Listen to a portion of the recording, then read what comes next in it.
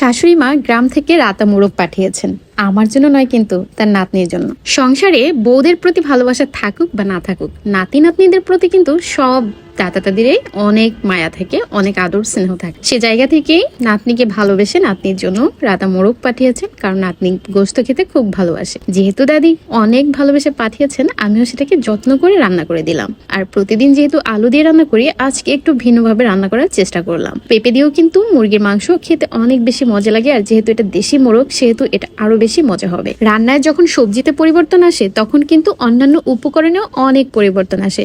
আসলে সব সবজিতে কিন্তু সব উপকরণ দিলে ভালো লাগে না, এক এক সবজিতে এক এক ধরনের উপকরণ ভালো লাগে। চলুন তাহলে রান্না করতে করতে আর জেনে নেবেন পেঁপের তরকারিতে কোন মশলাগুলো দিলে তরকারি বেশি স্বাদ হয়। রান্না করার জন্য প্রথমেই আমি পেঁপেটা ছোট ছোট পিস করে কেটে নিয়েছি।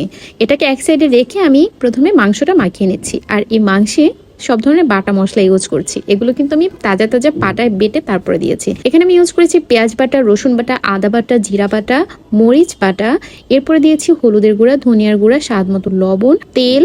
আমি এখানে সয়াবিন তেল ইউজ করেছি, আপনারা যে কোনো তেল দিতে পারেন। এরপর কয়েকটা তেজপাতা, গোটা গরম মশলা, আর দিয়েছি গোলমরিচের গুঁড়া। সবগুলো উপকরণ দিয়ে ভালোভাবে মাংসটা হাত দিয়ে মাখিয়ে নিয়েছি। এবার একটি ঢাকনা দিয়ে রান্না বসিয়ে দিলাম। আর মাংসটা রান্না হতে হতে আমি এখানে পেঁপেটা সিদ্ধ দিয়ে নিয়েছি। রান্না করার আগে পেঁপেটা একটু ভাপ দিয়ে নিলে বা হাফ সিদ্ধ করে নিলে রান্নায় আর ব্যাড স্মেল থাকে না, বা পেঁপের তরকারিটা খেতে বেশি স্বাদ হয়। এদিকে মাংসটা কষানো হয়ে গেছে, আর ভালো করে কষানো হয়ে গেলে এর মধ্যে আমি সেই সিদ্ধ করে রাখা পেঁপেগুলো দিয়ে দিলাম।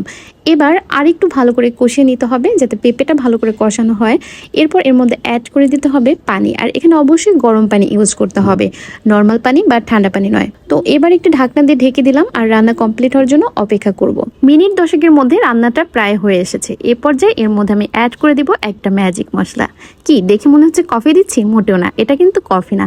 এই ম্যাজিক মশলাটি আমি নিজে ঘরে তৈরি করে নিয়েছি, কেবল মাংসে ব্যবহার করার জন্য। আর এখানে আমি নিয়েছি সব ধরনের গরম মশলা, তেজপাতা, আর এগুলো তাওয়ায় টেলে এরপর ব্লেন্ডারে গুঁড়ো করে নিয়েছি। তারপর একটি চালনি দিয়ে চেলে নিয়েছি। এটা কিন্তু পেঁপের তরকারিতে মাস্ট ইউজ করতে হবে। এই মশলাটি দিলে পেঁপের তরকারি অনেক বেশি স্বাদ হয়।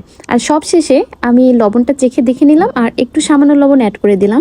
একটু নেড়ে চেড়ে নামিয়ে নিলাম। এই তো তৈরি হয়ে গেল আমার পেঁপে দিয়ে রাতা মোরগের পাতলা ঝোল।